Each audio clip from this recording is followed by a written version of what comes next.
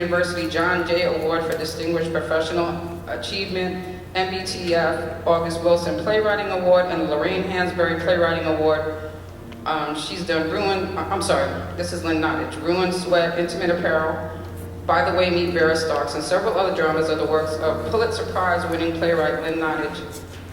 Besides multiple Pulitzer Prizes, she is also a multiple Obie Award winner. Lynn is also a member of the Dramatists Guild, an associate professor at Columbia University School of the Arts, the recipient of a MacArthur Genius Grant Fellowship, Steinberg Mimi Distinguished Playwriting Award, Doris Duke Artist Award, and Penn Laura Pell's Master Playwriting Award.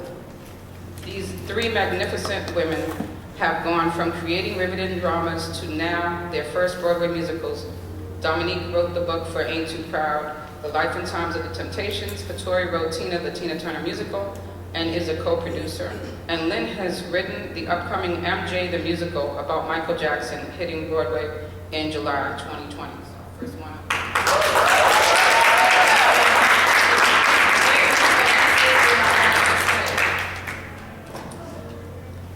I'm so excited about this panel happening. To have all three of you on this stage is quite an honor.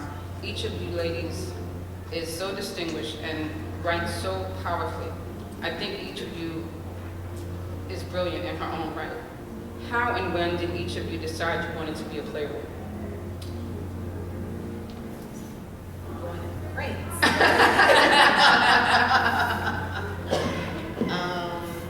It's interesting. I started out as an actor, actually, and so I actually remember taking acting classes, and I was at Columbia University at the time. And Columbia is weird in that if you want to major in theater, you actually have to take classes at Barnard, which is a sister college across the street. So I remember we were in acting class, and it was me and Kelly McCreary, who is now on Grey's Anatomy. Has been on Grey's Anatomy for like a decade.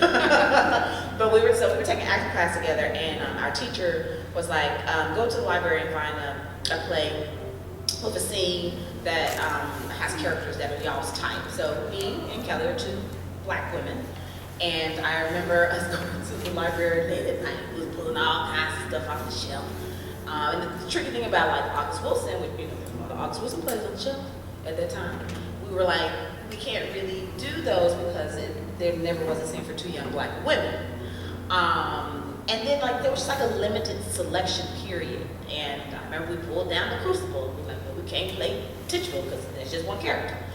And then there was nothing on the shelves at that library at Columbia University. So we went to class the next day. We were like, Becky, that was our teacher's name. Like, do you have a suggestion for a play that has a scene for two young black women? 10 seconds went by, 20 seconds went by, 40 seconds went by. Yes, she was stumped. Could not think of anything. And so that's when I was like, well, I guess I need to write some plays that's gonna go on those shelves then. And it was happening simultaneously. I was doing the acting and the writing, and it was interesting because I ended up getting into I'm forgetting the name of my school. American Repertory Theater at Harvard. American Repertory Theater Institute at Harvard. And so what was interesting was that that's when I was introduced to Lynn's work. And it was funny, Intimate Apparel was like playing at the same time, and we were trying to get down to see Intimate Apparel. And that's it wasn't until I got to grad school where I was like, there are black female playwrights like Lynn Nottage, like Suzanne Lurie Park. So it was interesting that I was at this quote unquote Ivy League, university, and like their plays were not on the shelves at that time. And I was like working on Lynn's work at school. I think I did a scene from Crimes from the Table of Joy. Was so fulfilling for me as an actor because I was like, finally I'm able to see myself reflected, on the American stage. And I would say like working from the inside out, memorizing Lynn's work, memorizing Suzanne's work, it was just like this kind of fortifying experience. I was like, hopefully I'll be able to add to the conversation once I get got this damn school. So yeah, that was kind of like my journey to playwriting, which was actually through acting. I think my journey was a little bit different because I think I've always been a playwright, and I wasn't an actress. I began writing plays, so I've been told when I was 5 years old. I'd create little dramas for myself and my brother to perform for my parents and my parents' friends. I grew up in New York City, and so I was really had the privilege of, at a very young age, to be able to see a lot of robust African-American theater at the Negro Ensemble and Billie Holiday Theater. And while there was a lot of theater, there still wasn't a lot of theater written by women. But I don't think I really knew that I wanted to be a playwright until I was in high school.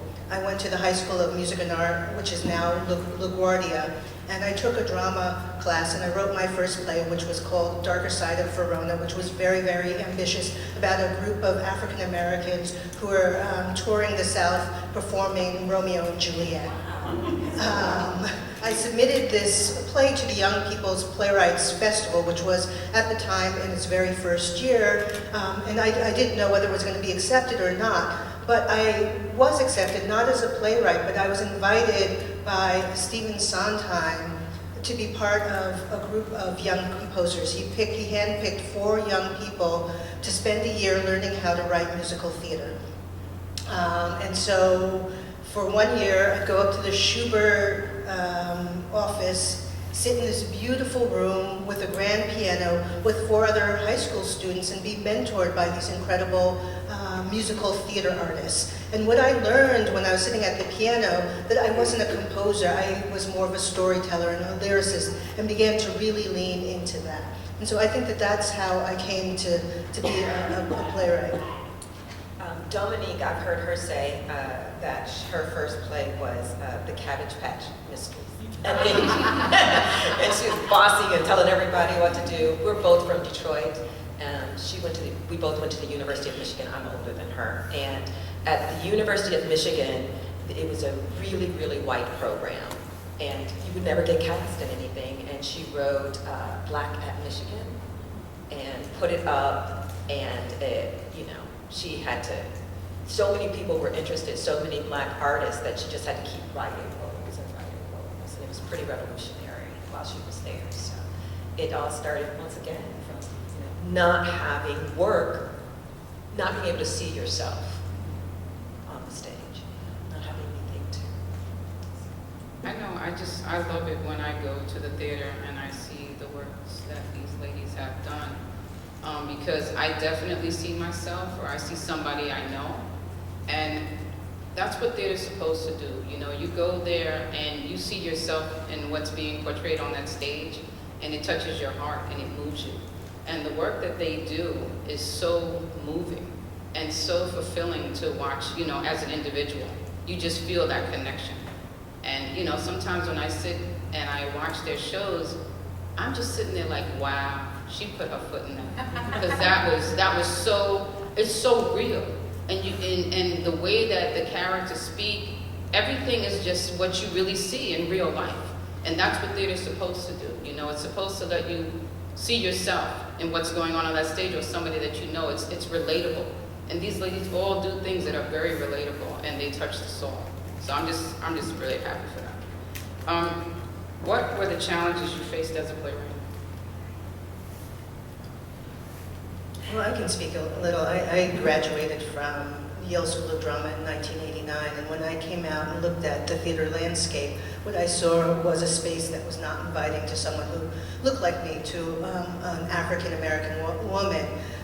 By and large, the stages were dominated primarily by white men, and the landscape is very different today. When I came out of graduate school, there were only a few second stages, and it was very hard for women, and even harder for people of color to even get their plays on those second stages. And so I entered this landscape where I thought, there is no room for me. That's at least what I saw reflected back. I also entered the landscape at a time when there wasn't a lot of commissioning. So I remember my very first commission when I graduated was from the Public Theater, and it was for $500. And I actually said no thank you, because I thought I'd rather own my play than sell it for $500. I put more worth on myself than that. And to be honest, I struggled for many, many years. When I graduated, I ended up selling my computer because I thought, this is just going to be too hard for me to do. And I quit writing for 4 years. I went to work in human rights at Amnesty International. I thought this was going to be the journey that I was going to take. And then I actually shifted because someone entered my office with some photographs, a woman named Donna Ferrato. She entered with these photographs of women who were going into a battered women's shelter. And the images were so arresting because at once you saw on the faces of these women's this sense of liberation, but also the hardship that they'd been through. And I was so moved by these images that I thought I needed to respond. And so the way I responded was to write a play, because that's the muscle that I had. And I wrote this short play called Poof, assuming that once again it would sit in a shelf and nothing would happen. But for whatever reason, I decided to send it off to the Humana Festival, which no longer has a 10-minute play competition, which is a shame because so many of us had our first professional experiences through that program, and it won. And that was the very first professional production I had, and it was directed by Sorette Scott, who was an African-American female director, and she became my mentor, and she held my hand and encouraged me and gave me sort of the strength to step back into the water and try and pursue playwriting. And so I think that one of the things that was really hard at that moment, coming full circle, was that there weren't a lot of mentors for African American women like myself when I graduated. You know, we looked at the landscape and it was just like this empty, barren space, and I think it's really different now. And I know that as a playwright, one of the reasons that I teach and one of the reasons that I mentor is that I never want anyone else to experience sort of the hardship and the struggle that I had just trying to get produced. And so just to kind of continue that particular narrative, I wouldn't be sitting here if it weren't for this woman. Mm-hmm. Because she mentored me. Like, the landscape that I entered was completely different because of Lynn, because she created space, held space for not only me, but for so many other writers of color. That's actually how we ended up meeting. Yes, I read your script, Hoodoo Love, and selected it for the Cherry Lane Mentorship Program. Mm-hmm. Exactly, and it's so, I remember that moment that I got the phone call. I had moved to New York with literally 23 cents. I didn't even have a quarter. 23 cents in my bank account, Bank of America. Boom! I had just graduated from acting school. I had submitted my play to the Mentor Project, and I was waiting and I was waiting. I was walking down Times Square, and I get this phone call from the coordinator of the Mentor Project. It's like, Lynn Nottage booked your play to mentor. I was like bawling on the corner in the middle of Times Square because I knew that my life had changed, that I had gotten a much easier time than the generation before me, or even a few years before me, because, you know, women like Lynn who created, you know, space. I will say that, you know, despite having people who kind of like circle around you and give you notes and give you support, there's still always going to be challenges. The particular challenges that I've faced they come from what I like to write about and how I like to write. And so I would say I have a very blunt and blackety-black way of writing, to the point where people are like, Katori, you don't want to put that on stage. Like, you air in the dirty laundry. And I'm like, but that's what I want to see. That's how my people talk, and I'm just going to do it. Yeah. And so, like, I would say, like, the first kind of big play, the play that people probably know me most for, is The Mountaintop, which takes Dr. King and totally throws the image of him against the wall. And, like, it was so hard for me to get that play up, because they were just like, how dare you take this saint and humanize him, to the point where I had to actually do the play in London. before I was able to bring it back here. So even though, you know, I had space, Lynn broke down the door for me, I came through swinging, and then he was like, I don't know, we gonna put up what you wanna put up. And so, you know, even till this day, I would say there's that type of challenge that I'm having to constantly deal with, because I want to write the way that I want to write, and quite frankly, other writers who are not of color, they get to write whatever they want to write. So I kind of feel like, why can't I? Just to piggyback on that, I met Dominique when I moved back to New York with bringing my young daughter over 15 years ago. And she was an actress at the time, and we were in a cast that was doing something at a Fringe festival. And I remember she was a poet, and she had just started to write. She had written her first piece about abortion. I can't think of the name of it. And I was in that cast, and I remember her saying, you know, I'm writing this piece, and I had come from Chicago, where things were a little bit more guerrilla, and I was like, you don't have to have a whole play. You can do a reading, 3 pages, in your living room. She's like, you can? I was like, you can. And started doing that. She had that first piece, I was gonna kick myself, I can't remember the name of it, in the Hip Hop Theater Festival, and I remember she was so frustrated that it wasn't getting picked up. And she said, Katori said, just write a new play. Yeah. You just keep writing. You don't worry about anybody producing. Your job is to keep writing. And so I know that. I think that's what she wrote, Follow Me to Nelly. That's exactly right. And so it's just the way that this is the process and the journey that these women have been on together, and how their paths just keep crossing and supporting and watering each other. And can I add to that? It's like, regardless of race or gender, playwriting is hard, getting produced is hard, it's a battle of attrition. Generally, it takes a number of years for that first play even to get read and get a workshop. And so this industry is difficult. What I got from what you ladies just said, first of all, is that, Ms. Nottage, I think it's amazing that you came back into the game because you saw something that was real, that was really happening, and it moved you. That's where the best work comes from, because it's from the heart. And so I think that's just phenomenal. And then with you, Ms. Hall, I didn't realize that you guys had that connection like that. So, oh my God, I'm so glad you guys are on this panel together, because that's beautiful. I mean, you really have that serious bond that will like carry you guys through. And she brought you up. So I just love the way that, you know, our people have this way of connecting, and we don't even know it's gonna happen. And then suddenly it's just there, and it's real, and it's concrete. And we're really, literally, in you guys' case, on the shoulders of somebody else. And I just think that's a beautiful example of, you know, what happens in our lives. What is the process like for you guys? Your creative process? I think every process is very, very, very different. For each project? For absolutely every project. Just different challenges. Like right now, I'm working on the Hot Wing King, and I came in like with a play. Like I tried to make it as tight as I possibly can.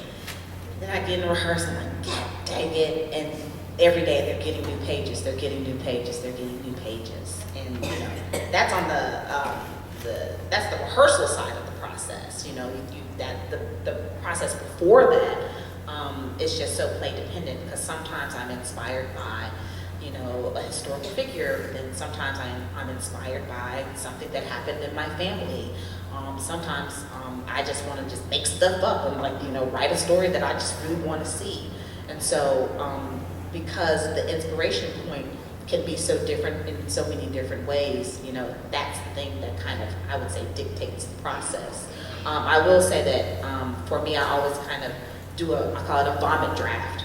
Just boom, boom, boom, boom, boom, however long it takes, week, 2 weeks, whatever, and just get it out. And then I have a reading, because I actually really like actors to be a part of my process, just to be able to hear the characters and people's mouths, and it makes me be like, okay, maybe I should continue working on this idea, or like, ooh, child, I need to put this in a drawer. You know, it's really beautiful to have people that you can rely on and whose opinions that you really, really trust to kind of aid you in your own discovery process when it comes to a play.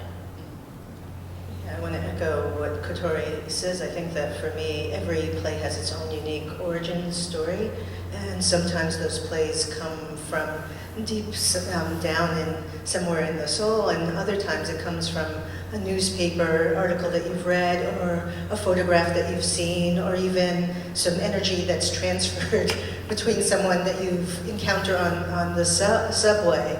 And the process for me, I also think, is very different depending on what I'm writing. Just to speak a little bit about Intimate Apparel, which I consider to be my breakthrough play. The play came about after my mother had died, and I was just completely and absolutely distraught and didn't know how to process those feelings. And at the same time my mother died, my grandmother was in the process of surrendering to senile dementia. So was losing her memory, and I suddenly realized that there was no one in my family that I could turn to for my personal history. And that made me very sad. And so I went about in that moment trying to piece together my personal history. And I went to New York Public Library and tried to imagine what my grandmother's life, and then in turn my great-grandmother's life would have been like at the turn of century in New York City. And out of that exploration, which took me about a year, just because of, I think, the grieving process and the meticulous way in which I went about trying to reconstruct and resurrect their lives, I found my play Intimate Apparel.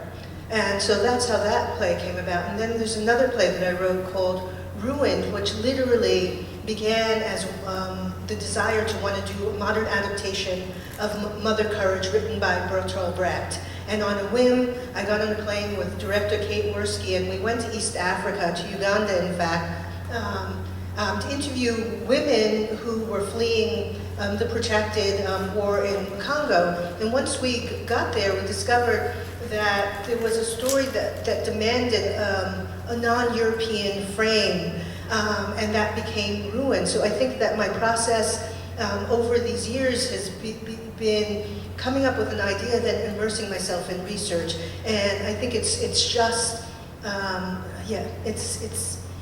for me, it's hard just to sit down and write. I feel like I need to understand as thoroughly as possible my characters and get a sense of place and context as I can before I sit down to write. I've heard Dominique say that she started writing the Detroit Trilogy because she wanted to immortalize her father and her mother in our city, and to give it voice, because people always have opinions about Detroit, but there's nothing like being able to define who you are, who your city is. And Shell, which is the character I played in Detroit 67, is her mother. You know, Bunny is her aunt, Sly is her father. So, you know, just using, like you were saying, using the medium to paint yourself whole. Do you know what I mean? To paint your world whole, and to actually to be able to do that. The power of voice in this society is really important. Not being defined or defining yourself. So it sounds to me like when you guys write, there's a healing process involved in, right? I mean, you're healing from whatever tragedy or devastation has happened, and you're trying to make sense of it. And then when you're doing that, then you start to get it out by putting it on paper. I think so, but I think there's also a re-traumatizing process in that. You know what I mean? Like you get it out and then. Yeah, I mean, I think we write for many reasons. Sometimes it's to heal. I know when I was working on my play, Sweat, I wrote the play because I was frustrated. And I wanted to release some of the anger that I had onto the page. But by the time I finished the play, I wanted to arrive at a place of healing. And I've also just decided, and this is my personal mission, that everything I write from now on is going to be healing. And I'm frustrated. I'm saddened by the direction that our culture is going in, and I feel that as artists, one of the roles that we can play is really to be at the vanguard of change, and that we can create art that not only reflects what we see in our culture, but also can offer not solutions, because I don't think that our role is to offer solutions, but I think that it can raise questions and prod and poke and demand people to pay attention in different ways, and sometimes that can lead to healing. Because I really think that seeing is healing. The play that I'm working on right now, it's signature, called The Hot Wing King. It's actually based on my brother, who is a gay black man living in Memphis, Tennessee, and it's really been inspired by how him and his partner have been able to figure out their own definition of family in a place that is wrought with, an intersection of racism and homophobia and classism and sexism. It's just, so much to unpack. And what's been really interesting about my way into the play is just, I have been a mirror. I forgot which writer said this, but it's like, a writer needs experience, they need observation, and they need imagination. And so I've just been able to kind of like mix those three things together and, use my brother's struggle and his partner's struggle as a jumping off point to really delve into, what a black family is and what a black family looks like, and how a black family is no different, no better, no less than a white family, but that it is different. Rather, there's so many different kind of combinations of what a black family is and what a black family is. I've seen him bring in other young men who are trying to come out of the closet, trying to define who they are in this society that really, really wants to just break them. And what's been really interesting is the approach where we've been using a lot of humor. Like, I didn't know that I wrote a comedy, but it is, and I'm like, how the hell did I do that? I didn't mean to do that. But I kind of stepped back and accepted that black laughter is a revolution.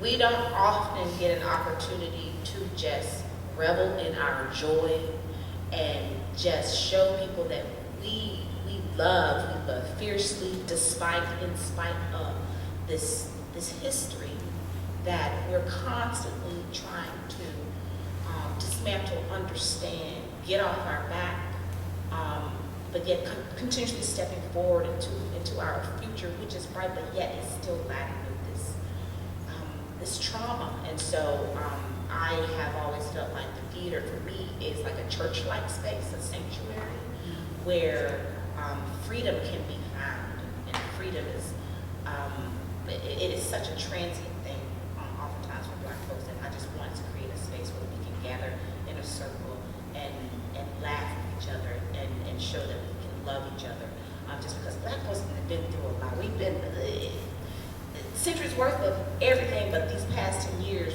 especially when you see the black male body within a frame, oftentimes it is, a black male body is dead.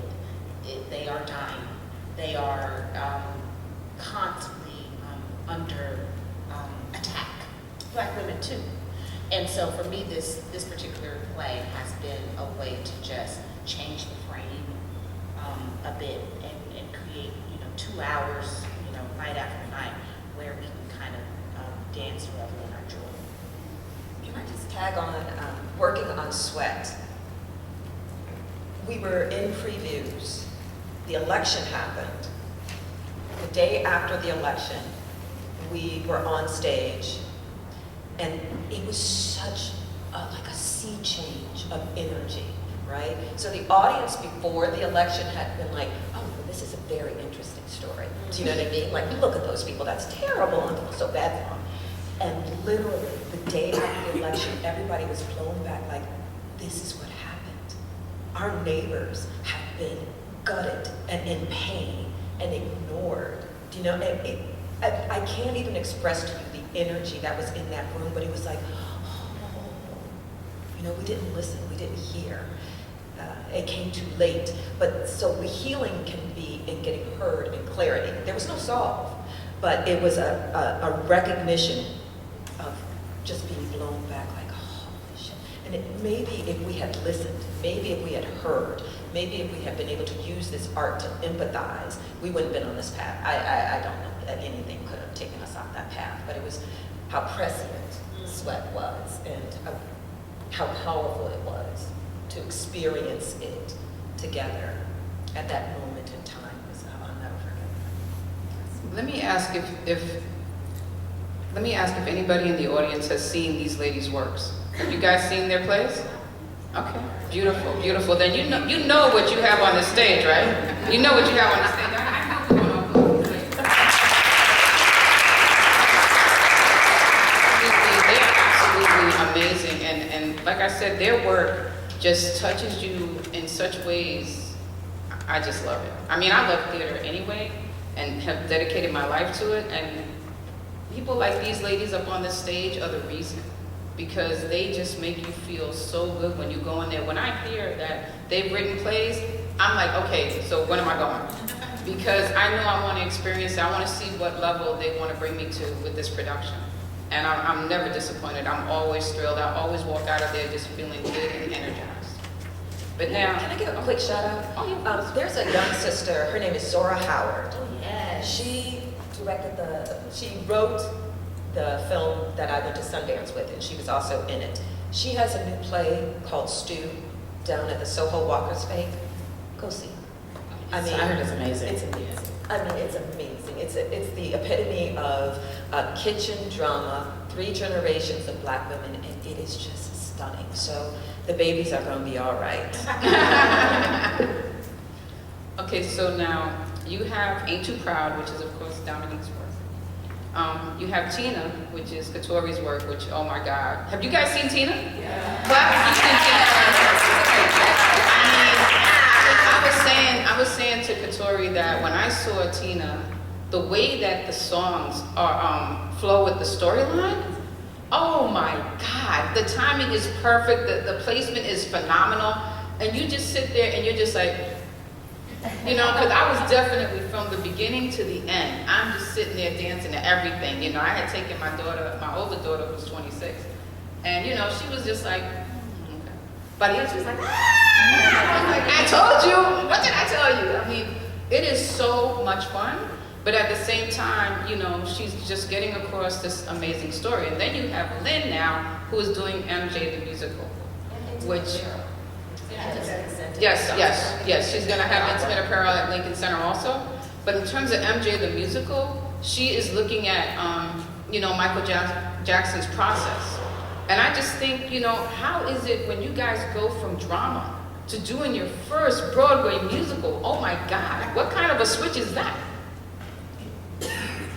Well, I'll tell ya that I did not think that I was ever going to write a musical, which is weird because every play that I've ever written probably does have some music in it.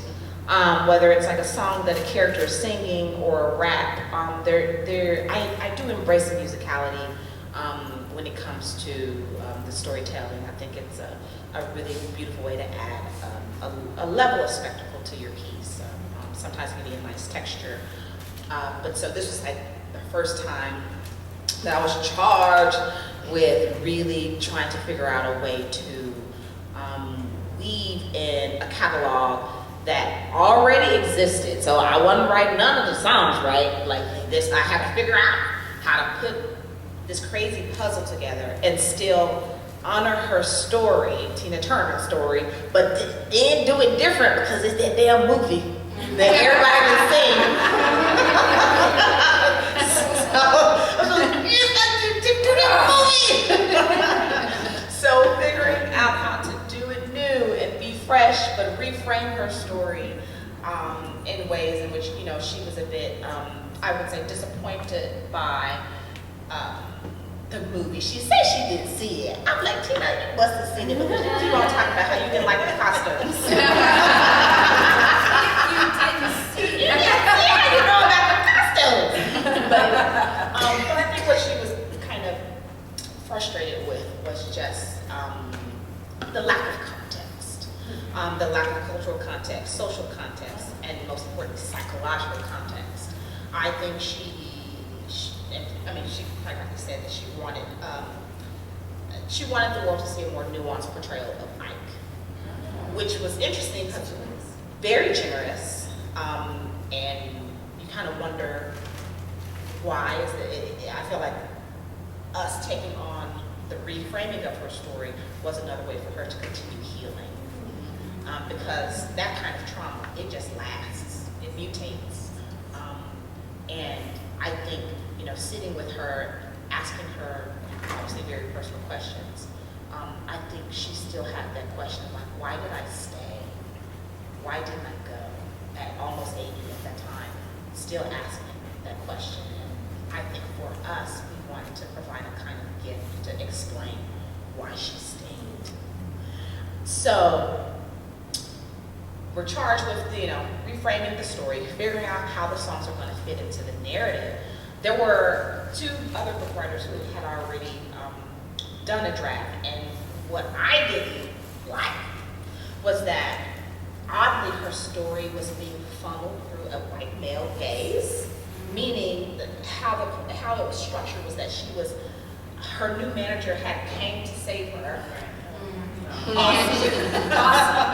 It's like it began with her like divorcing Ike and Ike cussing her out, and the white manager stepping in to save her and her talking shit about Ike the entire show. Was he on a white horse? Almost. And I was like, not on my watch, not on my watch. And so I had to restructure the whole thing, unfold it. It was like origami. I was like, let me straighten this paper out. Straighten the paper out so that my choice was, we have to meet Ike when she met Ike, so that we don't come in with the, that baggage of like, we already know that he's kind of the villain of her story. But if we meet her when she meets him, then we can see him with fresh eyes, and then we understand what the first draw was, like seeing the charisma, and then seeing how he shifted over time through her eyes, through her POV. So that was the way I kind of restructured everything and created a container where she kind of moved through, and made the choice very early on that songs that she did in the 80s, we were going to figure out a way to use them during the 60s, because she never wrote any of her songs. She only wrote one song, which was Nutbush City Limits. So you have, you're telling a story that's well known, but you're having to use lyrics that she never wrote. But what was cool about Tina's journey was that she always gravitated to songs that did actually reflect what she was going through at different points in her life. So it was actually oddly kind of easy to figure out when a song could be used as character development or could push the plot forward. We just, it was a bunch of trial and error. Like we were just moving pieces constantly through multiple workshops and roundtables, just trying draft after draft, figure it out. And eventually we landed on kind of like, the right recipe where, we gospelized Nutbush City Limits, and then we kind of figured out how to do different arrangements so that songs that, like I said, were from the 80s actually did sound like they should have fit in the 60s. Mm-hmm. And then there were some songs that were done in the 60s that we used in the 80s, but everything was used to tell her story. And so it was just a beautiful process that I was really able to go on, because she gave us so much freedom. She gave me a lot of freedom, and I think she gave me a lot of trust, just because I ended up, I'm from Tennessee, which is where she's from. So that we had that little, that Tennessee connection. So I was lucky. I was lucky to have had that trust from her very early on in the process. And that's kind of how I was able to kind of pull everything together. Well, let me just say something. One of the things that stood out for me when I saw the musical was, especially when, she and Ike are separated or broken up, and she has no money. And she's literally trying to figure out, how am I going to get rent money? How am I going to get food money? And I'm sitting there and I'm like, wow, she went through that? Because you don't really think about those things. You just think, oh, it's Tina Turner. She's fine. She's good. And it wasn't like that at all. And the way that it came out in the musical, I really felt it for her. I was like, wow, she struggled like that? And you just, when you think about these types of people, you never think that they go through what everybody else goes through. You think, oh no, you got something somewhere. but, I mean, there was a point where There she was had a long, nothing. where she had nothing. Yes, nothing, yes. nothing. And I always say that the musical is actually a coming of age story, more so than anything else. How she, at 40 something, figured out like, well, I need to reborn. I need to, get reborn again and become Tina Turner, not, part of being part of Ike and the Tina Turner Review. So yeah, she's such an inspiration, and till this day, just moves forward with so much grace and so much love and has so much light. She's just strong as I don't know what. And I know by the end, I think anybody that's seen the show, and if you haven't seen it, you have to see it. By the end, you're going to be standing up and you're going to be screaming. Because I know everybody was screaming. Yeah, because it ends with this concert, and it's like, oh my God! And you walk out of the theater like, I want to go back. It's just that kind of. What was so funny, when we were in London, Adrian Warren, who was like just beyond Tina. Tina was like, she played me better than me. I know, Tina, I know. I came to the stage door and I was like talking to Adrian, and there was this woman who was like, where's Tina?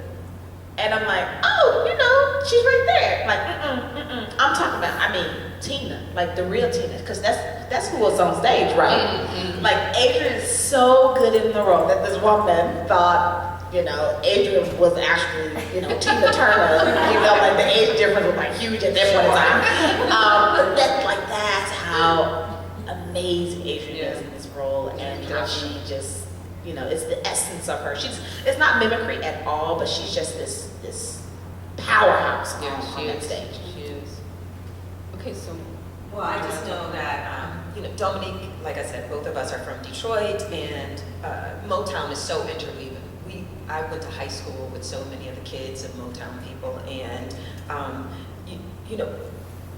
what Katori's talking about and what these women do so well in their dramas is they show the cost, what it costs to be an artist, what it costs to make this music, what it costs to try to move through this world integrally, right? And I know that was really important to Dominique. She came into a team. They picked her to write the story, and she just kept trying to show the cost. And I think it's really interesting because Lynn is working on intimate apparel, so I want to hear how you take something that is such a solid drama, right? Right. Yes. There's no music with it. I'm sure just in terms of transitioning from writing plays to writing musicals, I grew up as a musician. My first introduction to theater was through musical theater, and a lot of the very first performances that I encountered were musical theater, and so I've always loved the medium, but was intimidated by it, and didn't know that I even wanted to do it until a couple of years ago. Suddenly, I just had this real urge and desire to dip my feet into a different kind of swimming pool. And so my first encounter was Intimate Apparel, the opera. And it was an adaptation of my play, Intimate Apparel, and working with this composer, Ricky Ian Gordon. And I'd never done opera before. He said, try and whittle this down to, a libretto that on page is 30 pages. Intimate Apparel. And I said, okay, I'm going to do my best. I gave him a copy of my first libretto. He said, you've rewritten the play. I went back, I rewrote it, I gave it to him again. He said, you've still rewritten the play. And I was like, oh my God, what do I have to do? And he taught me something about musical theater that I hadn't learned up until that point. He said, you're not trusting your composer. In musical theater, the music does 50% of the work.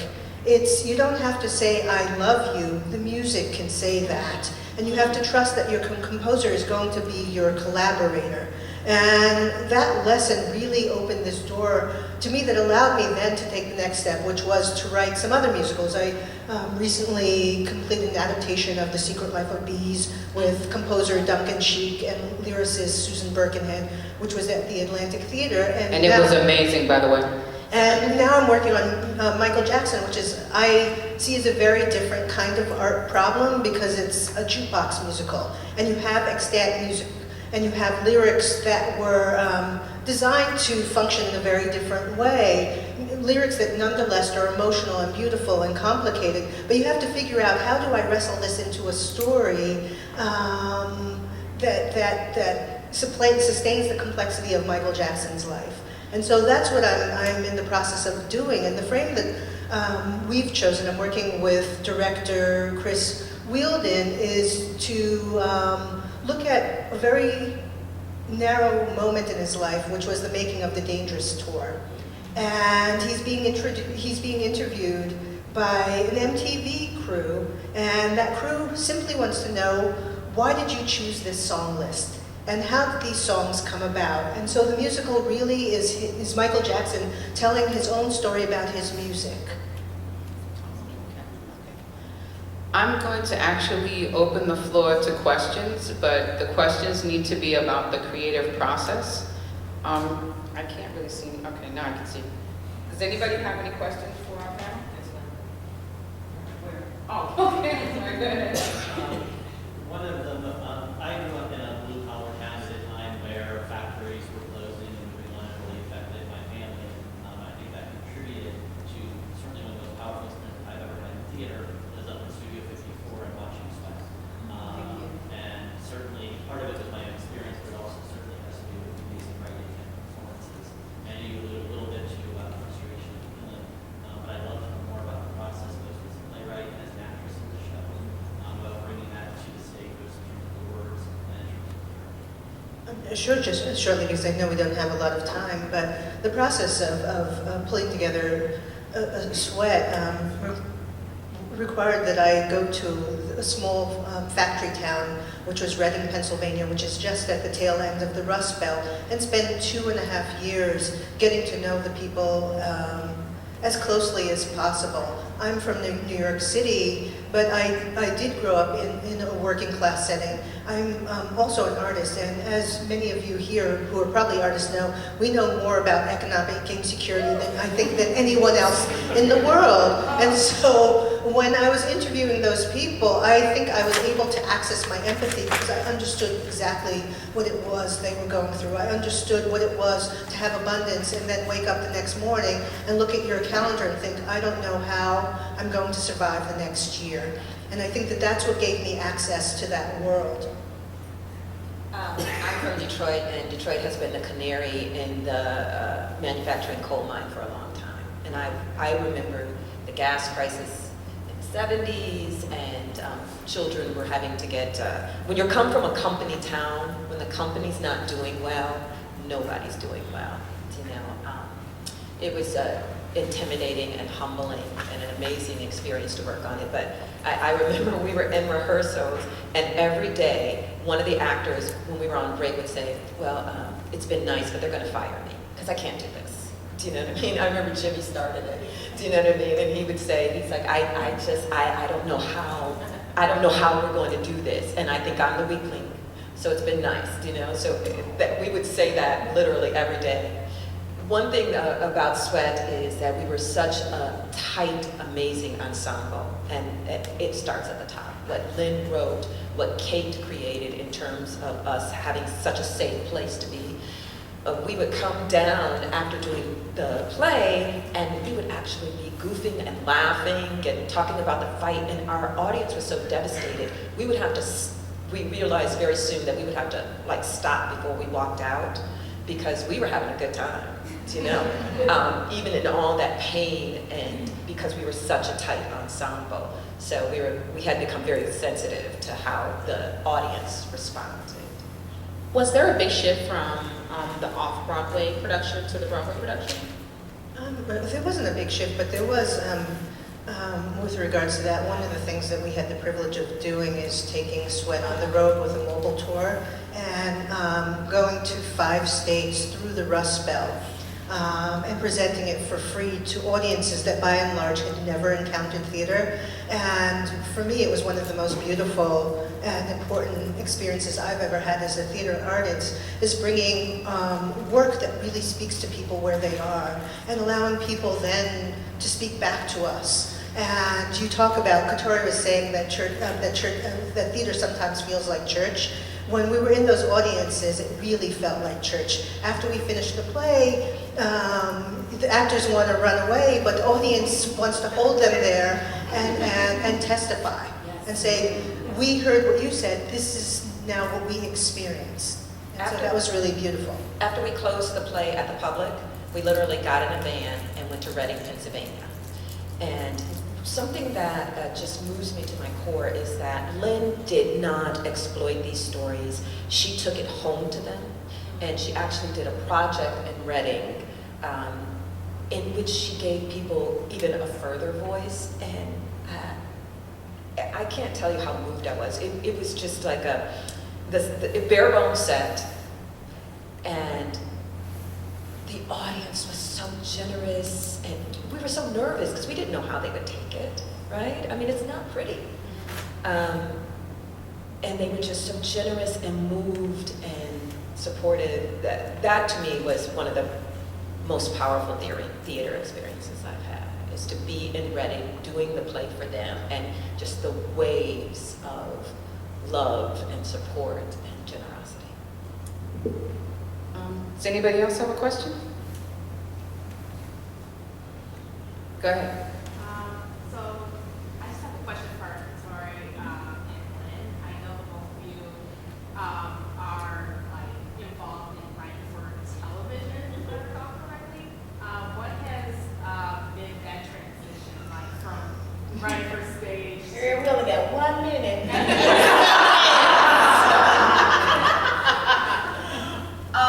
It's crazy in that, you know, the medium of television is it's different, but actually the same. And what I mean by that is, I think the best television shows come from, you know, people who have a very singular vision, and oftentimes, and I think that's why TV is like, playwrights come here. You know, playwrights are good at not only character and plot and theme and dialogue. They are like the whole package when they come into a network, and I think that's why the industry has been like siphoning us off into LA and whatnot. Isn't Dominic in LA right now, working probably on her many TV shows? So it's obviously very lucrative. Like, I may be able to buy a house this year because of my TV money. It ain't because of the plays. I'll tell you that. But there's a lot more collaboration. You know, there's the writers' rooms, and that's what I had to get used to. The fact that I had 10 other folks in the room that I had to like take in all their ideas and try to figure out how to piece it together. Then you got your network executives who's like, I don't like this, send it back, tear it up. Then you're like, oh my God, have you ever even, you know, created anything in your life? Which they probably have not. But yet you have to take their note because they're being paid a lot of money to tell you what to do. And you just have to figure out how to translate notes underneath the note that they give you and still keep it your vision. And so it's been a very trying process for me, challenging. But I cannot believe that I made it through a gauntlet. Like, as a showrunner, there's like probably 7 Black women who are showrunners. Yes. I did it, but I'm tired. When you did. What's the name of your show? P-Valley, which is based on one of my plays, Pussy Valley. You got that title. Yeah, they're like, Just very quickly, I think that as playwrights we're used to being the dictators. And so entering in television, echoing everything that Katori had to say, it's collaborative, but it really does require surrendering a part of your ego and inviting other people into your process in ways that we're not necessarily used to. So it does take some time to assimilate that. Okay, everybody, thank you so much for coming out.